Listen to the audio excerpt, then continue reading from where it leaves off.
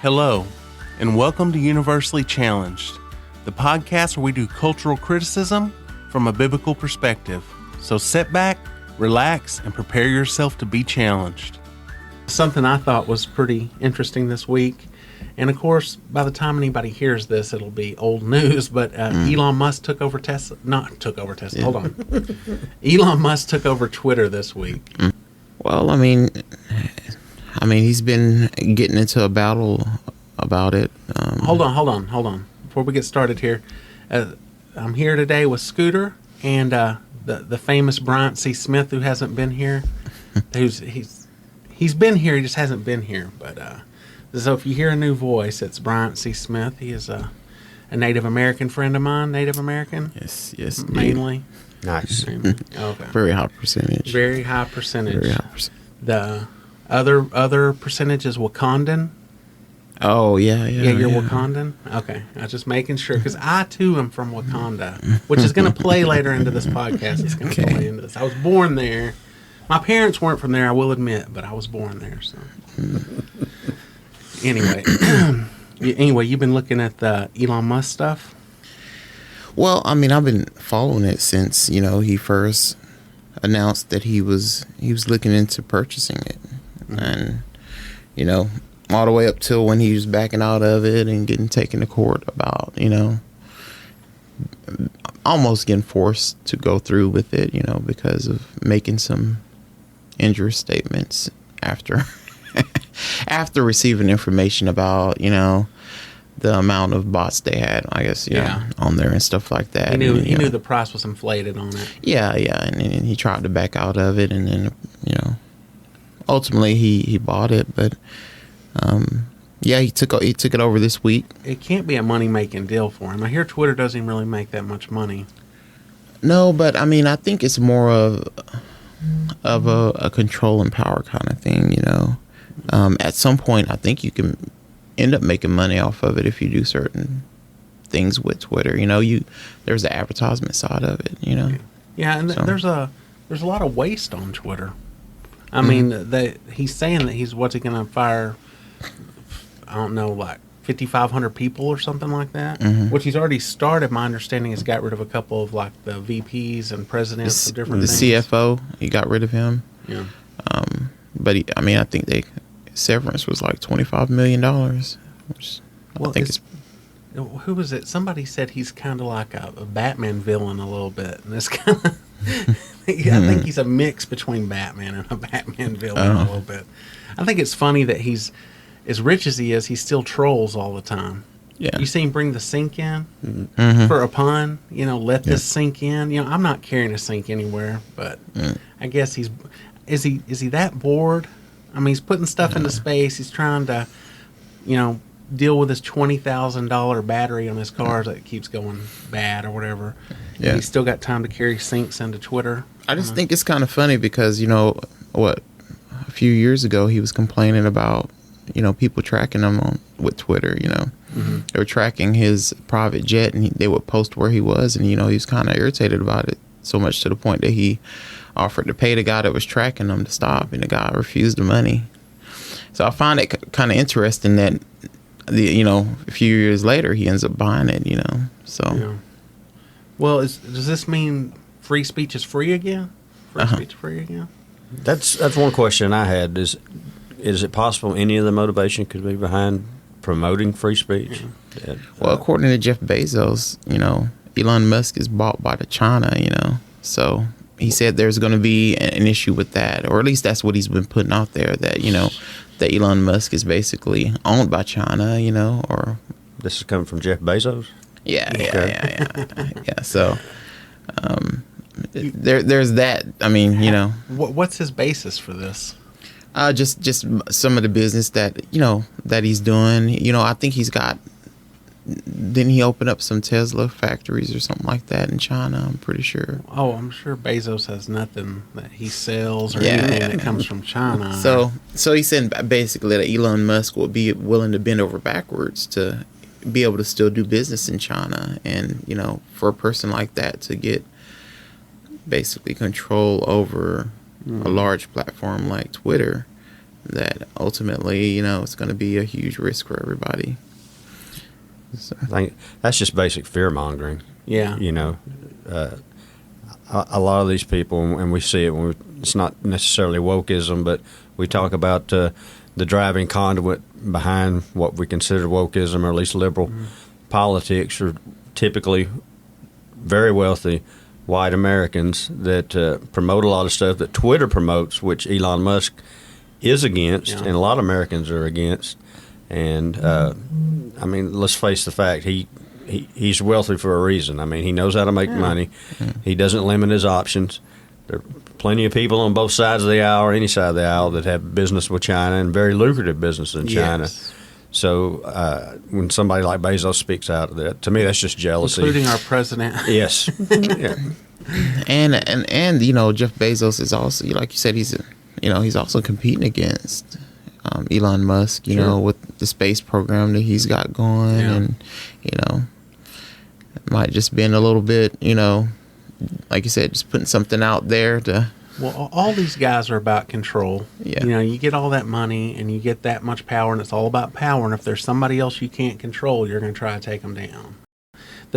Something I found interesting about it was they said that he made the people at Twitter stop working on the code, stop messing with it. He brought in like his engineers or whoever, computer people from Tesla, to start looking over the code at Twitter. They're going to look at the algorithm and see if it's selectively getting rid of people, if it's suppressed information, maybe from the last election. They're going to be able to tell, did they cut out, you know, like the Hunter Biden stuff that they were cutting off there, you know.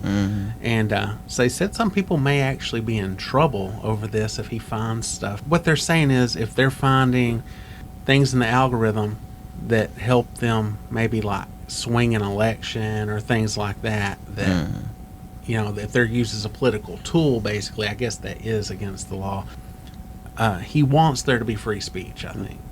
And he wants there to be an open platform, which, you know, I like, but I still don't think that he's our savior. You know, like some people want to point out, he's here, he's going to set us free. I don't think that's going to happen, but it is nice to maybe see a little bit of balance in the world, you know, where most of it is tilted towards the left with the people that have power anyway. Just allowing a free speech marketplace is a good thing, I think, for people. No, I agree. I agree. Whether he brings that to us or not, I do not know. Whether the world will be righted again. Maybe he's the Antichrist. That's always an option. No. We were talking about the false prophet. We were talking about prophet maybe Sunday this school morning. morning. Did you hear anything about that, Bryant? We were hearing in Sunday school that there's some guy in the Middle East who's doing miracles. No, I don't think I've heard of that. Did you look up anything on that? I haven't, and you just said that, and I was just going to try and pull it up. I should have put down something for us to look at, but since I heard about it today, I didn't want to talk about it too much. Now, you know, I'm not a big end times person, Bryant. So, like, for me, it says look for the signs and stuff. Maybe I should open my eyes a little bit more, but I'm not worried about it. Like, if it happens, it happens. I know for a fact Jesus is coming back. Okay. Yeah. But I'm not worried. You know, I'm not sitting here worrying myself about whether it's about to happen or not. You know, we live for Christ. We take the gospel, and you know, when He comes back, we all rejoice because we're all, you know, going to heaven. Yeah, supposedly there's a man in the Middle East that's been doing miracles and stuff, and people are thinking he might be the Antichrist. But I don't think we're going to see the Antichrist coming. Yeah. Do you? I don't either. Josiah ben David. Yeah, it does depend on your eschatology. Scooter, we're not talking eschatology with Bryant here today. I'm not. I don't have anything set, you know, completely myself. You know, I do have, you know, some things I believe about it, but you know, I don't study it enough. I don't think I'm waiting for the Antichrist to come. You know, I don't think that's what I'm not doing. worried about. Yeah. Or what was the deal? What was the deal years ago where Christians were sending money to have the temple rebuilt? They're still doing that. Yeah, that's kind of part of John Hagee's ministry. Oh yeah. That's craziness. It's like that's an offense to God. Yeah. You know. Anyway, and like you can do anything to hasten it. I'm getting off on a topic that we were not prepared to discuss. Let's save that for when we revisit the rapture anxiety. Yeah, the rapture anxiety. We'll talk about that soon. Matter of fact, I feel like we've already had that conversation. I got a bumbling assistant that's always deleting stuff, guys. Y'all need to. He wears me out. Okay, that's okay though. We'll let him off the hook this week. How about that? So in other news this week, we have, and I'm sure this week you're going to say this is a month ago. By the time you hear this, the 5 people that are going to listen to this, there was a lady that come out. The Wakanda Forever's coming out. I'm sure it's the greatest movie ever made. I'm sure it is. But they only want a select group of people to watch it. I'll let y'all listen to This message is to all our would-be accomplices and white allies. This message is to all the white people who have BLM in their bio. If you really want to prove to black people that you love us and you care about us and you are down for the cause, do not go see that movie opening weekend. You buy your ticket, you give it to a black person or a black family who can't afford to go, and then you go sit at that theater in front of the doors. You make sure that every black person in that theater can enjoy that movie in peace. You make sure that you use your body to block us from anybody who would be coming in that theater to do us harm. That is your job. You can go see it on another weekend. Go see it on the second or third weekend. But the first weekend, that's for us. To do anything other than this is anti-black. Where do you find these people? I don't know. You know, the thing is, satire is so good now. I'm like, is this real? Yeah. That I'm watching this? And just the fact that she does the white allies with the quotation marks is like she's saying they don't really exist. Which I could agree that some of those people that are Now, who was she again? Some woman on Twitter, man. Oh. I don't even know her name. It's like the Lavender Lee, I think is what it says up there. At Lavender Lee or something like that. She's got her big glasses on and she's got all her makeup and stuff on and her fingernails and she's... So she's saying opening weekend belongs to black people. Opening weekend belongs to black people, and that was my question, and this is a follow-up from earlier. If I was born in Wakanda, am I allowed to go see it week 1? I think so. If I was born there? In fact, I think if you identify as black, then technically you should be able to go. Can you? Can you identify as black? Somebody's done it successfully. Oh, okay. Well, I mean, you identify as a Native American. So, I mean, I guess I can identify. No, I don't think anybody's ever identified as black successfully. Who's done that?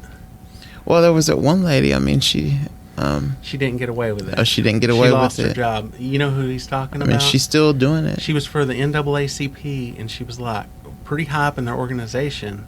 And I think recently she was proud to be able to get on welfare because she said it kind of. No, dude. No, seriously, dude, man. I'm gonna have to cut that out of here, Bryant. I don't think this lady would buy that, but I do remember that. I just wish I could think of her name, though. I can't think of her name either, but she was just a white lady. She might have been Jewish or something, too, but she'd curl her hair. Yeah. She tanned her skin. I mean, she had a pretty nice job. And yeah. You know. She lost that. You cannot be trans race. That's the one thing you can't be nowadays, which kills me, and I don't want to get too far off into this because we're talking about this Wakanda thing, but we're talking about this week, people are always going around talking about Beto, and I'm like, oh, you mean that rich white guy, Robert O'Rourke? Yeah. They're all rich white guys. I said, yeah, but most of them can't pretend to be Mexican and get away with it. That is insane to me that this dude walks around pretending to be Hispanic. I guarantee you people are confused about it, but he's just some very rich white guy, which usually people oppose. You know, I don't hate him for being white, you know. I personally am Irish and Scotch. I don't know the benefits of being white, but, you know, I hate people for being white, you know. Yeah. And Wakandan, of course. I am Wakandan. Well, okay, I need to be filled in. What is Wakanda? Oh, okay. Scooter's oh, yeah, you don't do comic book movies. The Black Panther movie, I don't know if you heard of that a couple of years ago. I heard of it. But Okay. They live in a fictional country in Africa called Wakanda. that has not been spoiled like the rest of the world. Like they were But in their haven't own gotten protective taken bubble. advantage of. So this is what Africa would have been if Yeah. the white people hadn't come and destroyed it, and they're all prosperous. They have technology, the likes of which we would never have. And when the smartest people in the world come into their country and they're like, oh, you broke your spine? Here's this little thing that fixes all your legs. And they're like, where'd that come from? And they all look at each other like idiot people that don't know our Wakandan technology that we have here. And I'm thinking selfish people that have been keeping this technology behind a bubble. Everybody else. They've been afraid. They pretend to be a poor country, but they've got this secret bubble where you can't see into their country, where you have to like fly through it to see. But they're so much more advanced than everybody else. But the original Black Panther movie come out. Great movie, Bryant. Great movie. Well, I mean, I think it was directed well. As far as I would say very average.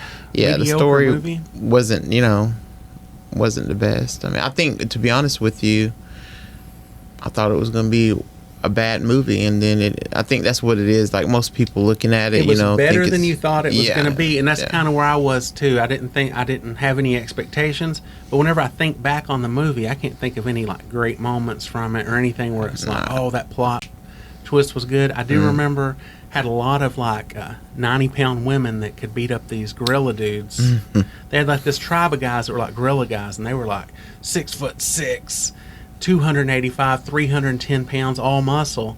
But the King's Guard were all these skinny women with bald heads. They were just the toughest people ever. And it took about 10 of them to handle about 65 or 70 of these like gorilla dudes that were coming in there. Just silly stuff like that. Like when he went after that guy, I do remember this early in the movie, there was some guy that was a threat to kill him or whatever, and he went looking for the guy. Well, instead of taking like some of those big dudes with him, he takes his ex-girlfriend and like one of those skinny guards with him. And they're like, oh yeah, they're just going to wreck ship on everybody, you know. Anyway, the movie wasn't great, so she doesn't have to beg me not to go week one. I might catch it on Disney Plus one day if I'm really, really bored. Man, I did it again. I admitted to subscribing to Disney Plus. We just lost subscribers right there. I only watch the old stuff and occasionally Marvel stuff if I'm bored, but the Marvel movies have been kind of junk lately anyway. I don't really have a lot of desire to see them, but They stopped trying. As a black African American yourself, do you feel the special kindred thing where you're gonna? Not really. I mean, I didn't plan on going to the theaters to watch that. And You don't feel like this weekend belongs to you? nope. Or that weekend? You don't feel a cry for the motherland whenever you see Wakandan No. dancer? No, you don't feel that? If I bought you a ticket, what if I had a ticket in my back pocket right now that I bought? If you bought me a ticket. That's a good little plot twist there. Yes, yeah. What? If you bought me a ticket, would I go see it? I don't know. I mean, I might still not see it because I don't know if it'll for, as far as like putting out time to go watch it, I'll probably ask you, is there any kind of way you can get your money back, No. Well, if I buy you a ticket to go see Wakanda Forever, you have to buy me a ticket to go see Smokey and the Bandit 3 if it ever comes out. I think that's how it goes. Or if another Kenny Rogers movie ever comes out. I don't know. What's white exclusive only in movies? I don't know. But I just don't understand this entitlement to, like, that I owe her something, like, and she can't. This woman looks like she can afford a ticket to a movie. Am I supposed to find a homeless guy? I mean, who can't afford a ticket to a movie? And who are you probably not going to offend by doing that? Hey, I know. I bought you a ticket to see Wakanda Forever. Okay, that's my other question. So if you're walking down the street and somebody comes up to you and they're like, "Sir, I bought this ticket this week. I just want to make sure you get to go see this movie."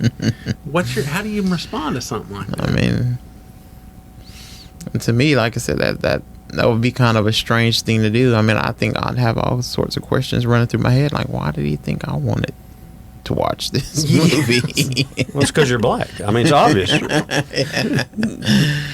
I'm all for this if she would meet me halfway as an ally, and the following weekend, if her and her cronies, which were black, would sit outside, buy my ticket, and make sure nobody came in there and messed with my pleasure of watching the movie in quiet. You missed it, Scooter.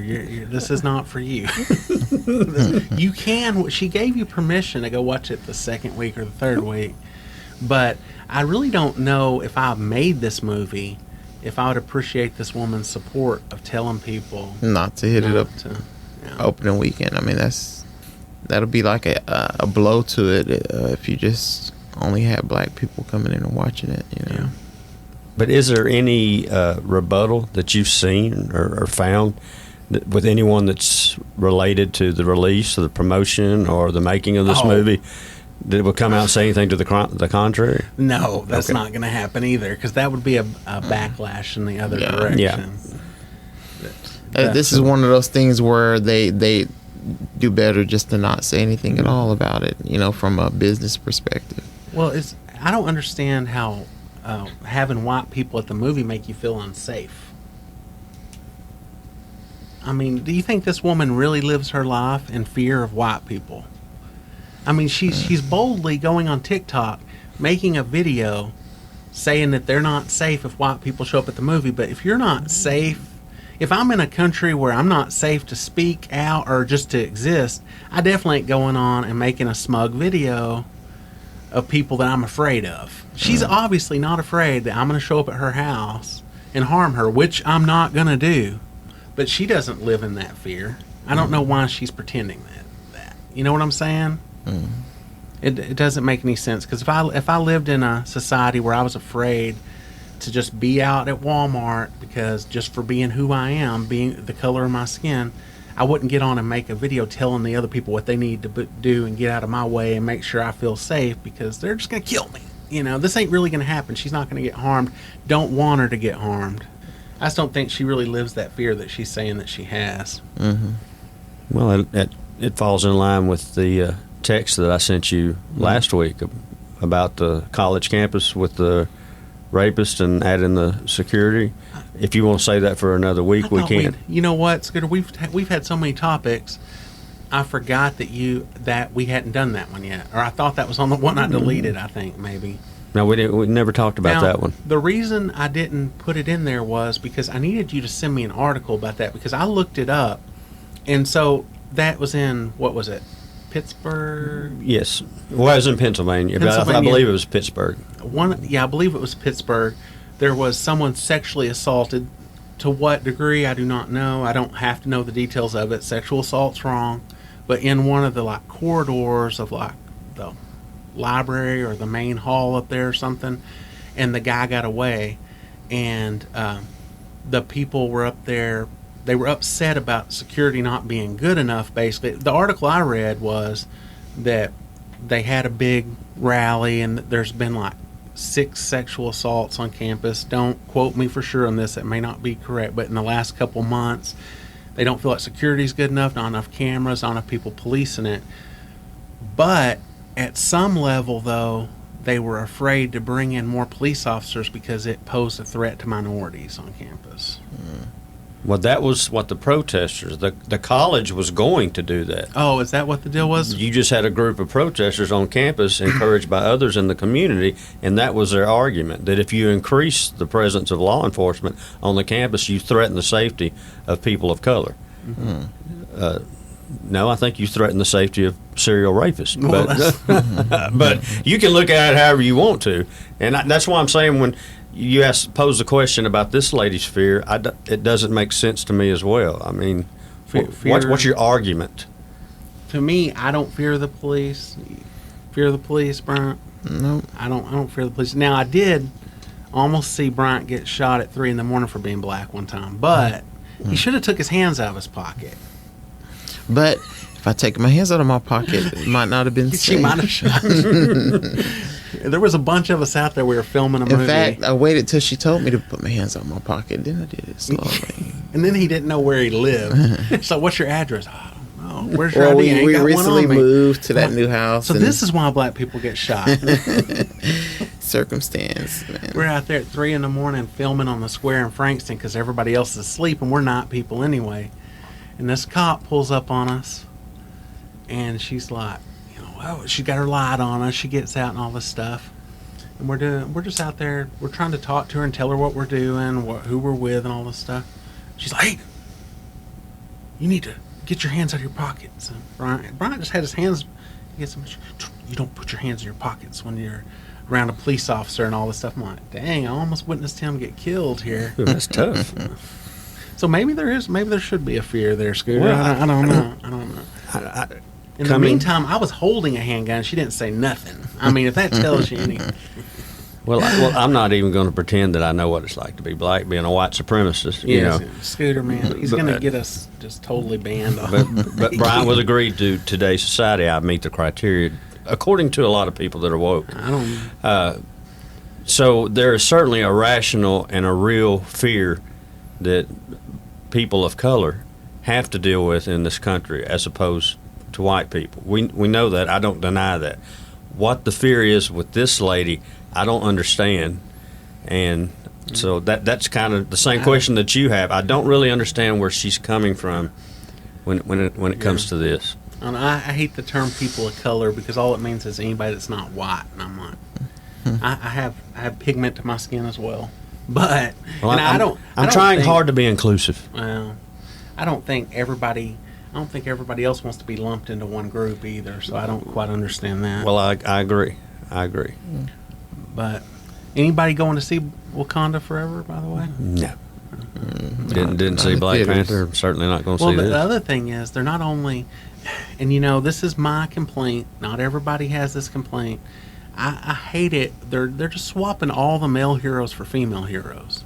Which, I mean, whatever, you can have your female heroes if you don't want anybody to come watch your movie. But, some people go watch them. I did go see that Wonder Woman one, and I think I took the kids to see that Captain Marvel, which was bad. Didn't go see the second Wonder Woman one. But most people that watch these movies are guys that pay attention to comic book stuff, that like that stuff. They don't want to go see it. It's kind of I don't know the story about this new one that's coming out either. The guy died. Chadwick Boseman or whatever actually died. And so did they end up going with his sister? That's what the deal. I seen the trailer. Yes. So basically, it's Catwoman. So it looks like this is what it looks like. And I know Scooter's bored to death of comic book talk, but I saw the first Batman, and that's the only comic movie I've ever. He's talking about the Adam West version, by the way. Yes. No. But it looks like there's now that the Black Panther died in the movie. I don't know how they're describing that happening, but other people now know they're weak. And there's this dude that comes out of the ocean who kind of looks like Aquaman a little bit, and he's going to threaten them. And then there's other people trying to take over their technology and stuff. So now they need a new Black Panther to step up. And then she flips down from the ceiling in the outfit, So just not into. That's basically Catwoman. It is. She could be Catwoman, I guess. that's basically got an excuse to do it, But yeah, they're doing that, and then of course this woman's telling me I'm not welcome to go watch it. So I guess I can just. But I am paying for Disney Plus, so I guess in some ways I'm funding this stuff. So I don't know. Who knows? Now, if we get rid of all the police, are we policing ourselves? I think that's the wrong assumption. If we're going to decide, does each neighborhood decide what's right and wrong within that community, and then you have thugs within the community that go around and set things straight, that sounds like you're living under like a cartel rule. Like you get a group of strong people in that area, and people come to them and say, this person wronged me, this person wronged me, and they just decide what's right and wrong, because then they're basically the police, right? Yeah. And so is there justice there? I don't think so. It's borderline anarchy, really. It is. It's Lord of the Flies, right? Yeah.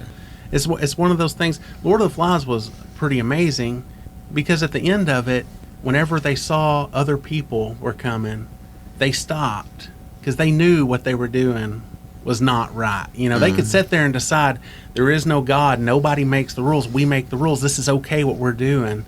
But as soon as other people showed up, they all knew they knew with their conscience what they had been doing was absolutely wrong at the time, because they're not the standard and they don't decide what's right and wrong.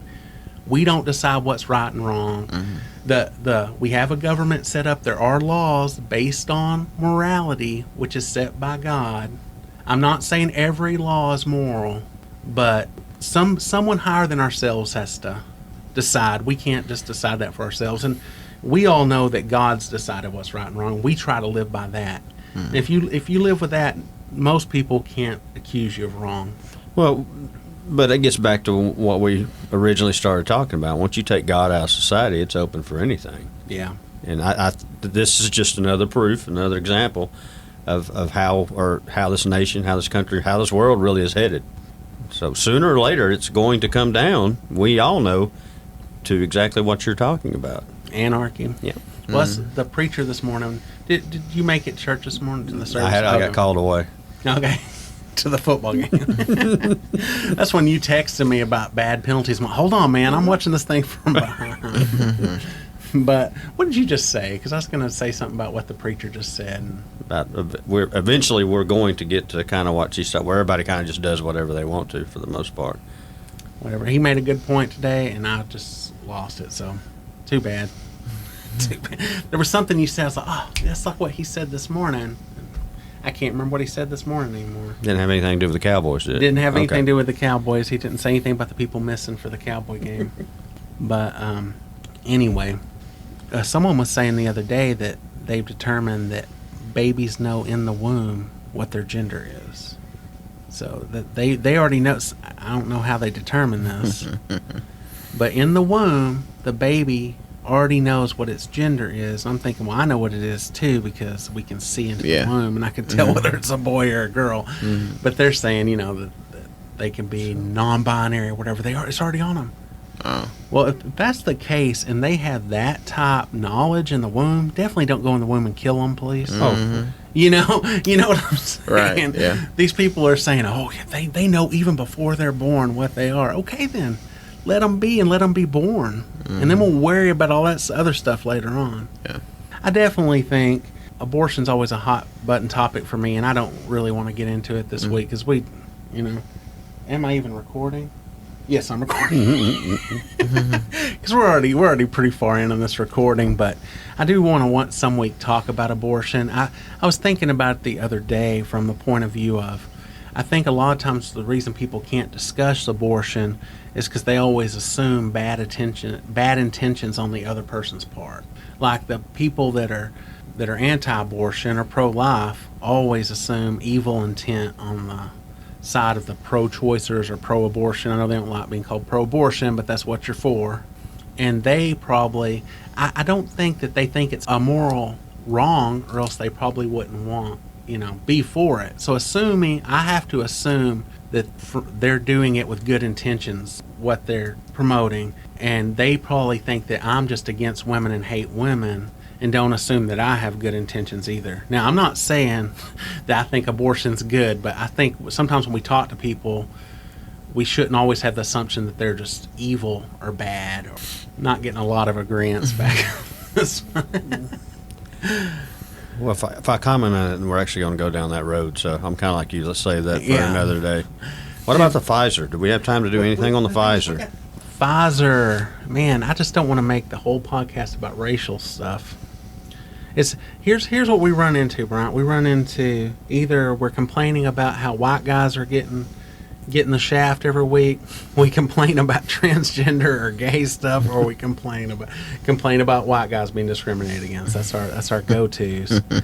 So I hate to get stuck on that subject. But if you think about it, that's pretty much the majority of what you see on the media. You're right. It is most of the time. But I don't want to come off just like some complaining white dude. Or just the one paragraph that I just made notes on one paragraph of the whole article. Okay, so Pfizer defends exclusion of Asian and white applicants in fellowship. It says it's non-discriminatory. So basically, Pfizer has this fellowship program that they've come up with, and they're only let me just read this first line here. The 9-year program, known as the Breakthrough Fellowship Program, aims to boost Pfizer's workforce diversity. Diversity is always a key word there. But is limited to Black, African American, Latino, Hispanic, and Native American applicants. It begins with a 10-week internship and at an undergraduate level and ends with employment at the company and a master's degree. So there's another group of people, which are a couple of, I guess, people that graduate from Harvard or whatever that have applied for this program, or they're at Harvard and they're not Black, Latino, Native American, whatever, so they don't get it. I'm assuming these are probably Asian people because it says white or Asian. Yeah. And we know that Asians are fairly overachieving in our society, and a lot of people say they're overrepresented, especially like in med schools and things like that. But culturally, they push to achieve, and they get results from doing it. I feel like if any of the other, any other group did the same thing, they would probably get those same type results. Anyway, Pfizer's is saying that they're not being discriminatory by cutting them out because they're trying to increase their diversity with underrepresented groups, basically. Yeah. This is the article I sent you the other day, right? Yes, it is. Basically, Pfizer's argument it says the fellowship is a legitimate, non-discriminatory basis for the use of racial selection criterion. Pfizer said by selecting fellows who met the fellowship's goal of increasing the pipeline of minority leaders, Pfizer is working towards achieving its opportunity parity goals, building a workforce that represents the diversity of the communities Pfizer serves, and contributing to the amelioration of the effects of historical discrimination in the workplace. To preface what I really want to say, I'm going to use an acronym, BS.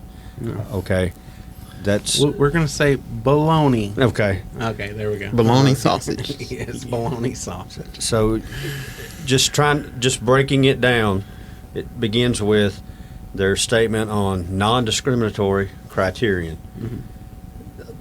That's a fancy word of them saying basically we're using discrimination to enforce non-discrimination. Mm-hmm. And you can say the same thing with the woke culture, using intolerance to enforce tolerance. Mm-hmm. So I don't buy that. And I thought it was kind of funny when it says this is to increase or to promote diversity within the cultures that we serve. So are you saying that you don't serve whites and Asians already? Mm-hmm. If that's the case, then continue on. Mm-hmm. Go for it.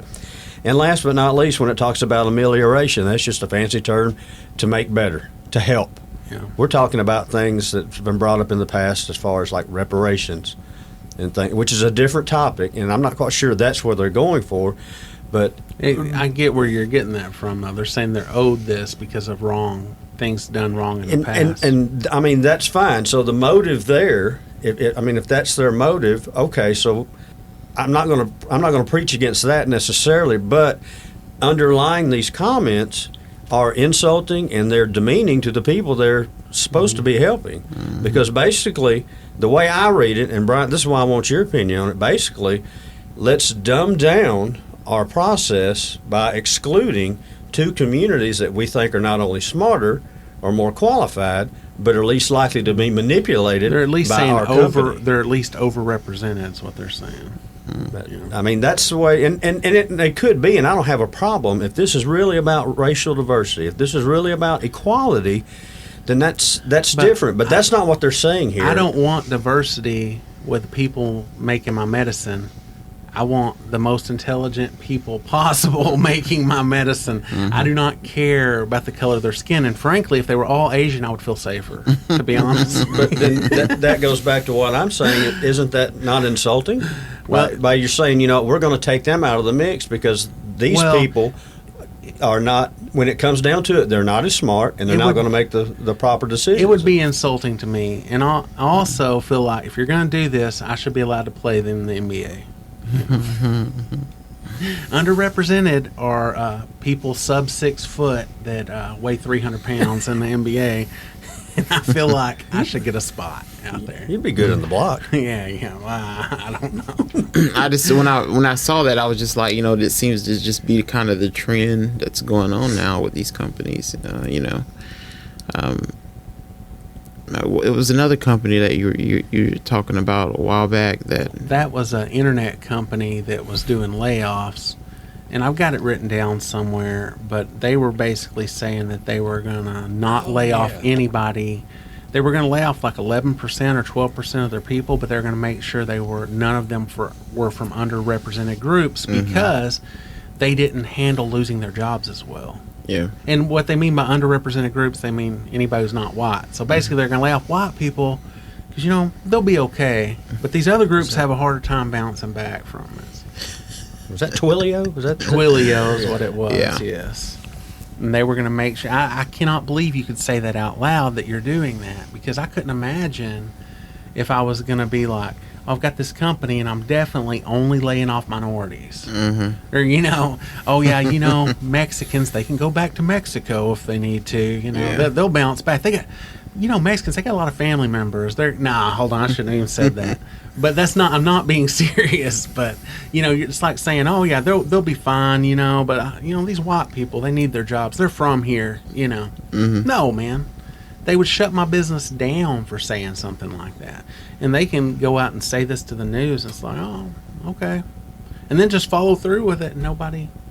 I wouldn't really want to work for a company like that. I know at one time I worked for a major drink company. I'm not going to say who it was.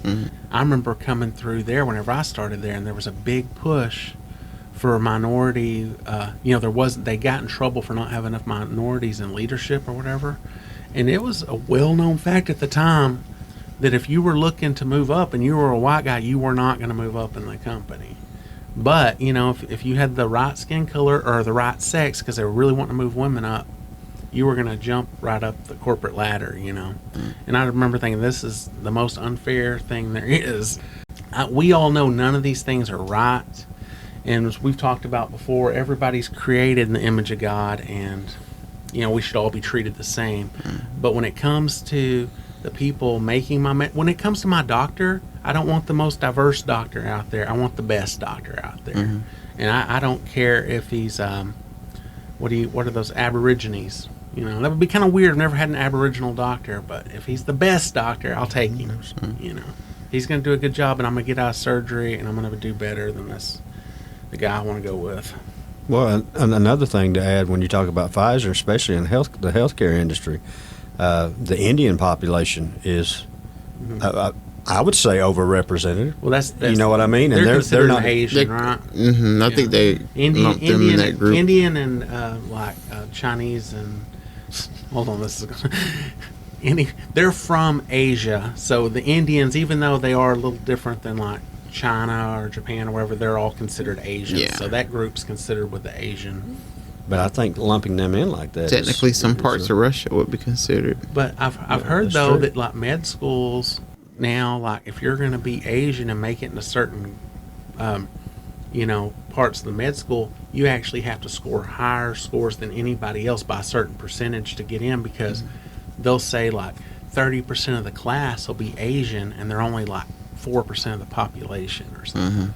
And so they're saying they're overrepresented, but it's so ridiculous that we're not basing this on a meritocracy and who deserves to be in there. I don't care if every single person there's Asian, if they're the most qualified people to do that. And that goes back to what we discussed several weeks ago. It's not about equal rights anymore with this Special rights. It's special rights. And we should always promote. We talked about it, but Rights nobody and will ever hear it because of my dumb assistant, the man that edits the stuff. Yes. Whatever. So I got this idea from listening to Wretched Radio. I don't know if y'all ever listened to Todd for real. Wow. Yeah. And Listened to him yesterday. Yeah, his stuff's pretty awesome, and he'll do the church signs stuff. He does that on his Fridays. I don't get to hear every episode he does every week. He really only does 4 episodes, and one of them is like a Witness Wednesday where he goes around and talks to people at campuses and stuff. A lot of those Witness Wednesdays are repeats. They're still good to listen to, especially if you're wanting to share the gospel with somebody, and it really shows you how he does it. But I always listen to his Friday podcast because he takes phone calls and stuff from people. And they've been doing lately this deal on church signs and like bad church signs and stuff, because there's some bad ones out there. And I was thinking about getting your opinions on some worst Christian T-shirts. So I don't know if y'all remember whenever I was a kid, I know Christian T-shirts were big. And like my parents would go to the Christian bookstore, and my parents loved music, and they got in a big kick of doing Christian music for a while.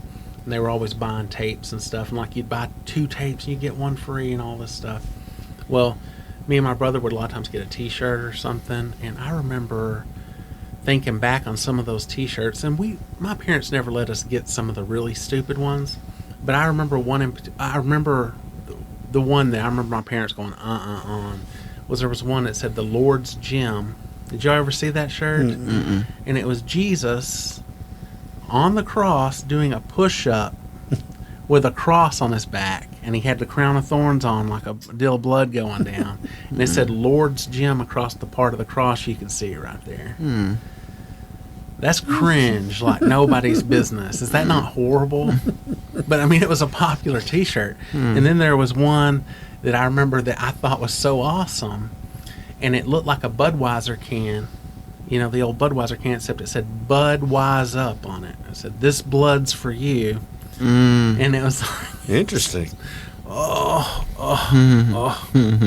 It hurts me now to think that I even thought that was cool. Like, this is cool. They came up with this pun, you know. But I was looking through some of these. This is a shirt on the front. It says, "I am." And on the back, it says, "Satan's worst nightmare." Is the theology good here, guys? Yeah. Is this a good theology? I just think it's funny. Bryant, could you wear the shirt? Probably not. No. You don't think Satan's afraid of you? I don't think I'm that big a deal. Well, here's one that won't make sense to everybody. It says, "He saved me" on the front of it, and it says John 3:16. But it looks like they spelled he, H-I-I, kind of like the we, where it was W-I-I, and Jesus is a little me character, like the we character you made. Oh, really? Yes. It's just, I see. Yeah. I don't know. To me, it No way, man. No way. it lacks reverence. What do you think of this? It I says, like that one. "Air Jesus, the ultimate high." I love it. And it shows Jesus Oh my like in a goodness. Michael Jordan Come on dunk with now, the that's world. good. No, That's that is good. bad. Now this is one I saw was horrible. "Heavy drinker," and then it says, "If any man thirst, let him come unto me and drink." Jesus. I think a guy we used to work with used to make T-shirts. Maybe these are some of his. Dude, man. This one I don't. "Take me to your leader," and the aliens show up and they're carrying a cross. Oh man. What is that? Is that even a Christian T-shirt? Yeah, that's kind of. So far I don't think any of these are like. I would never let my children wear these shirts.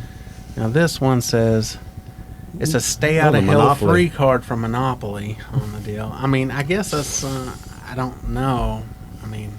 These are the type of shirts you wear at those events some churches put together, where like you're going through hell. Oh, y'all know what? We should have done. It's almost Halloween. We should have talked about hell houses. Man, this is one. I think I'm gonna have to add that on the list next time to talk about hell houses, because I'm sure y'all both been to them. Now I've never been to a hell house. I've only heard stories of them. You been to them, Scooter? Oh, really? Maybe this is a topic only for me to speak about. But I've been to several of them. Took my kids to some too, and they were the same exact thing that I remember as a kid. Hell house is you show up and they. Oh man, I'm trying to think of what. It's basically a haunted house for Christians, and you show up and they walk you through the different rooms, and these people are having problems and stuff, and someone committed suicide. In one room, somebody had an abortion. I'm telling you, this is the type of stuff you're seeing, and you see this deal. They're in a house, and this kid's in there and he's depressed, and there's like this demon in his ear telling him to kill himself and stuff, and like the demons are coming around behind these people and like playing with them and stuff, and the guy kills himself, and stuff. Then you get down towards depressing. the end, and they put you into an actual coffin type thing where you're standing there. They might shove another person in there with you, which I'm telling you, sometimes they do boy girl in there. I don't think they should be doing that stuff at a hell house, and it's hot in there, and it's hot, and then you come out the back of the coffin, there's all these demons and stuff, but then when you round the corner, you see Jesus is risen, all this stuff. And I guess even though you went to hell, you're being saved now. I don't know how any of that stuff works. Then at the end of it, there's somebody who talked to you, things like that. Yeah. How effective are those? I mean, you know, I don't know. I mean, it's like fire and brimstone type. Taste and see the Lord is good, and it's got a Chinese food thing on the T-shirt. Oh, Doesn't my even make goodness. any sense. Jesus is what's up. More okay. I'm not going over that because I can't tell. It's now this shirt. I can't even tell what it's saying hardly. Do y'all know what that's saying? yeah. So, Jesus is my rudder. Oh, is that what it's saying? Rudder. Oh, world. Jesus rocks my world. Okay, I'm gonna cut that shirt out of the deal. Let me see. There was. Oh, this is one I found to be interesting. So, to be the man, you got to know Jesus. Which, hey, I can agree with this one probably more than I can any of the other ones. But there's like this dude who's wearing a gold chain and a beard, Tattoo. with a muscle shirt on, with a tattoo of Jesus on his biceps, standing on the front of it, with what it looks like a bunch of nerdy youth group kids standing behind him, kind of. I mean, no one else looks like he definitely is the man in this picture compared to the rest of the people. Yeah. Now, how about Jesus, the original Superman, and it's got a Superman symbol that's on the lame. front of it. That is bad. Okay, this one I didn't Superman. get when I saw earlier. Gospel Girl. You know Jesus loves you. XOXO, or does that say XOYE? I don't know, but it looks like XOXO type thing. So hugs and kisses. You know Jesus loves you. Gospel Girl. See, now this is a problem I think they have too, is they try to be trendy with their stuff. You know, this was something at the time. Gossip Girl was a show. This looks like the Gossip Girl thing. And now, what does that mean to anybody? Nothing. Nothing. Nothing. The wages of sin is death. I can agree with that. Romans 6:23. But it's got some weird demon face on the front of it. It's a skeleton. You wouldn't know that was a Christian T-shirt. Yes. It looks like it would be like a heavy metal band. And this is their T-shirt from back in the day, and there's a skeleton on there. Christian rock group. Maybe Christian rock group. Okay, this next one. Y'all are going to love this next one. I've seen this next one before. Jesus. It looks like a Reese's peanut butter cup. It's an orange shirt with yellow Reese's lettering that says Jesus on it. It says Sweet Savior, and then it says King of Kings across the Reese's cup at the bottom, which looks like a crown. A crown, yeah. I remember when I first saw that T-shirt years ago, I was like, that's a cool T-shirt. You see, Bryant fell into the same category I did as a kid, where I'd see these Well, shirts if you and- really like Reese's, I mean, come on. Yeah. Why would you not have that? Jesus, t-shirt? Sweet Savior. It's the novelty. It's what they take Christ and they make it so novel. And that's what kills me. And I know someone with great intentions that at Easter time will buy chocolate crosses and hand them out because they're like, well, their theory behind it is this is what the real theory, this is what Easter's really about. It's not about eggs, it's not about all this other stuff. Yeah. But to It's me, candy. my argument is you're taking a cross and you're making it into a novelty chocolate candy thing. Like, you don't eat a chocolate cross. But at the same time, I promise you, this other person I'm talking about, good intentions with it. And in their mind, they think this is the best thing to do because this is Easter. Yeah, this is what Easter's really about. But most people, it's just trivial. It's making it trivial. Oh yeah, here's a chocolate cross. Why not do a chocolate crucifix? Have one with Jesus on it. You know what I'm talking about? Which we don't do crucifixes. We're not Catholic. The nuns over at Mother Francis would. Yeah, what they do chocolate crucifixes? Yeah. They still wear their crucifixes over there. Well, yeah, but I mean, would they eat a chocolate one? They don't like it when you remind them that your Savior's not on the Yeah, cross Jesus anymore. isn't on that cross anymore. He has to be re-represented all the time. Yeah, whatever. Well, Catholicism. Oh, what's that for? One day we'll have a podcast that'll just say Catholicism, everybody. That's Bryant's what gotta he be- said. Yeah, so you take a dirty joke. That's what she said jokes, and you're going to make it So I guess the smaller print has got some. I guess, man, my eyes will never get there. Even if I had this screen up against my face, I'm not going to be able to tell you what that says on there. Who's your daddy? Oh, That's the front of the T-shirt. That's the front of the T-shirt. I'm assuming on the back it's going to say something like Abba Father, something like that. But that doesn't it doesn't show it on this screen. It just shows the front of the T-shirt. It says front, but doesn't actually ever show the back. The back would be funnier before you show it if it said "Yo Mama." Yo, Mama. I don't know. But the back of it, I guarantee you says something about Abba Father or whatever. Base your life on a life on Christ, and it's a bass guitar. Yeah. So it says bass, B-A-S-S, or bass. It's also known as bass. Yeah. I can see that. What do you think of this one? Riding for God. It's a car. It's got like graffiti type writing in the background that says riding and then the number 4 and it says God at the bottom. The car's not even particularly that nice if you ask me. And for some reason there's like a reflection of a monkey or something in there. Y'all know? I don't know. I think that'd be more effective if it was like on a biker's jacket. You know what I mean? This is just a hot And it had a mess. motorcycle on there. But it's still probably as theologically sound as on most of these other T-shirts we've seen. Oh yeah, Christian chicks. That's It's, stupid. there's a actual Bible. chicks. You got little chicks, you know, like chicken chicks. how I wanted to gather you as my, you know, Yeah. cross in the bank. I do not know. This is a drummer shirt that has drumsticks and a cross over a set of drums. There's some Bible verse in here that I cannot read. Hooked on Jesus. Nice. And it has a fishing hook through it. There you go. That's for all the fishers out here. Now here's one I know Bryant will love. It says, Faith Book. Jesus wants to put you in his book. Do you accept? We're not going to go into soteriology here.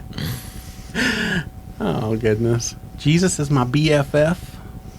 Don't like that. Jesus paid for my space in heaven.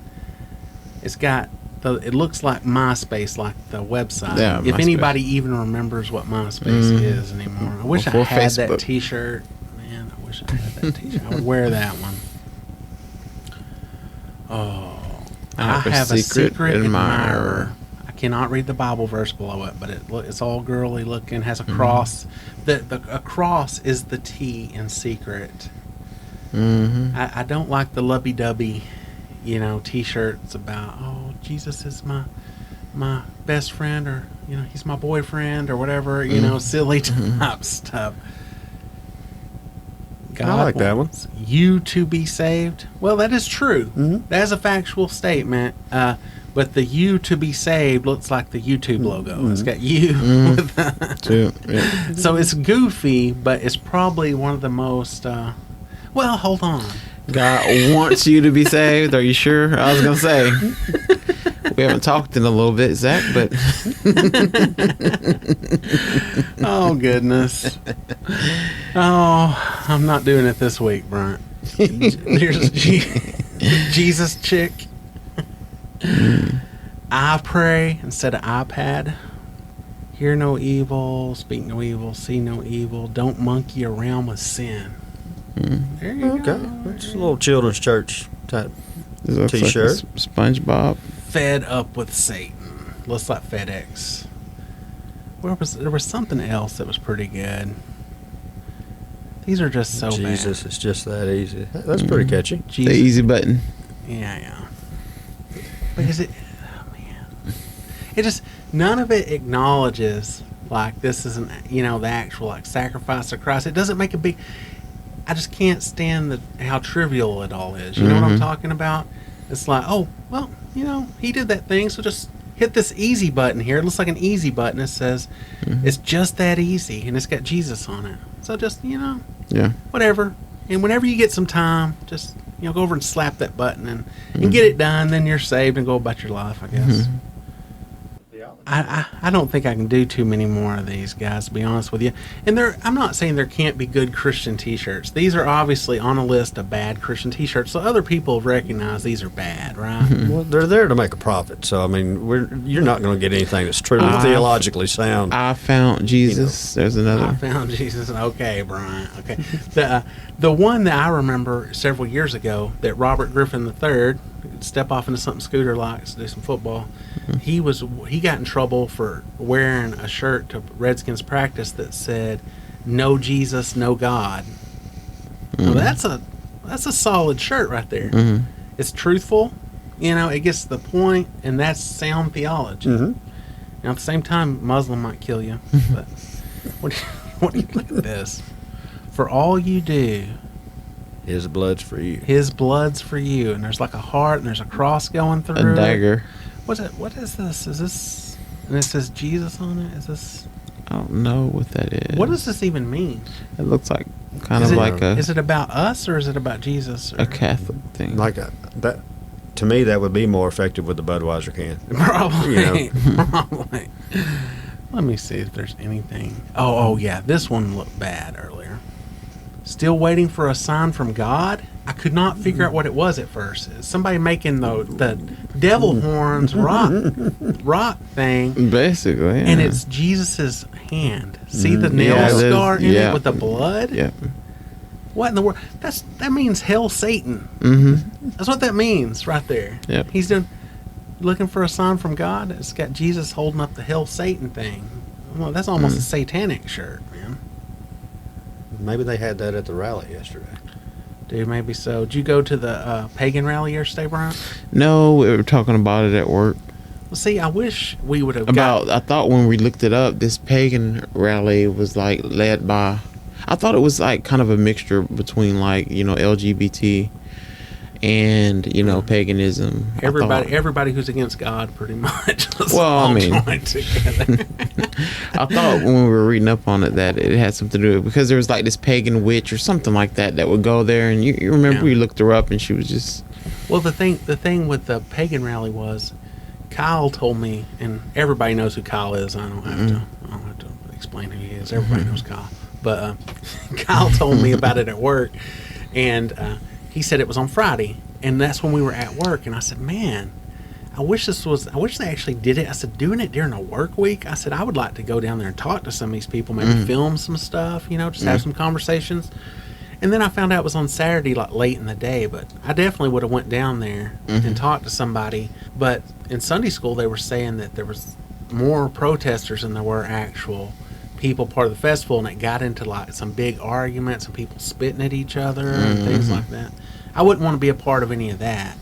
But they were holding reverse baptisms. And from what Kyle told me, that you could pay like $1,200 to get a reverse baptism. And my argument was, if you're paying to get a reverse baptism, you don't need a reverse baptism. Yeah. Yeah. Just know it didn't take. Yeah. It didn't. You don't worry about it, basically. You ain't gotta worry about it. Your baptism's probably annulled.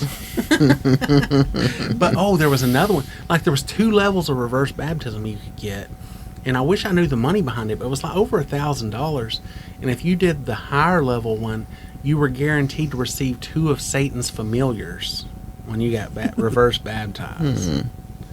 Oh my goodness gracious! Now, do I think they can really do that? No. But I wouldn't want to play around with it at all. I mean, that's nuts. What did it say under His Way? Because I like that shirt. His Way. If you own the Subway franchise, Subway for your employees. His Way. There's one that shows it's got like Jesus as a Barack Obama poster, red on one side and kind of blue on the other side. It says hope. Yeah. It's our greatest hope. I don't know. I can't do these. But I can't. What's the Jurassic Park one about? What does that say? It says the lost ones. It says done it all. No. Something all for the lost ones. No, looks like Jurassic Park. Okay, I'm fed up with the T-shirt thing. We'd have to revisit this another time. Pick Jesus. I feel like Bryant should be here when we do our moral. What was the moral dilemmas we were doing? That I think maybe you would weigh in. You would like to weigh in the moral dilemmas. Bryant used to always like to do moral dilemmas at work. One of his biggest moral dilemmas was: would you rather eat a pea-sized ball of poop or a pound? What was it? Or No. It was of human poop. Yeah, pea-sized amount of human poop or a 2-pound cow patty, basically. So he said, and the secret is the person offering it to you, it's their poop. That's the greatest moral dilemma ever. Everybody had their own opinion on it, and you'd be surprised. I could take a pea-sized bottle. This is going to gross everybody out. Just so everybody knows, we worked at a hospital, so this was the type of conversation you would have. I mean, I was personally spending my time witnessing at work while Bryant was bringing up this conversation. Wow. But he's the king of moral dilemmas is my whole point here. And it's obviously the pea-sized human poop, because you can just take that with a glass of water. I ain't eating up 2 pounds of cow patty. Somebody said it depended on And if whether it it's was dry or moist or wet. dry. Now, was this C. diff positive, or what are we talking about? Yeah. You don't know. That was the whole You don't thing. know, yeah. So that's You didn't know. You had to judge by the the person element of giving surprise. it. That adds a different twist to it. And then you're right. And then they started saying wet or dry. I'm running everybody Well, you off can't of really this make a ball out of conversation. fluid, And I right? said, So I unless you think I freeze it. might be able to do the cow patty if it was dry, because it'd just be like eating hay out in the field, kind of. But whatever. Let's not go into that anymore. Anyway, that conversation did not glorify Christ in any way. Has anybody got any Christ glorifying comments before we finish this podcast up? We were kind of all over the place today. Well, I wasn't very well organized this week, but since Bryant was able to make it, I decided we would go ahead and do some stuff, so we kind of threw some stuff together. I'm glad you could make it this week, man. Yeah. Thank you for listening and supporting our podcast. And until next time, keep styling and profiling. UCcast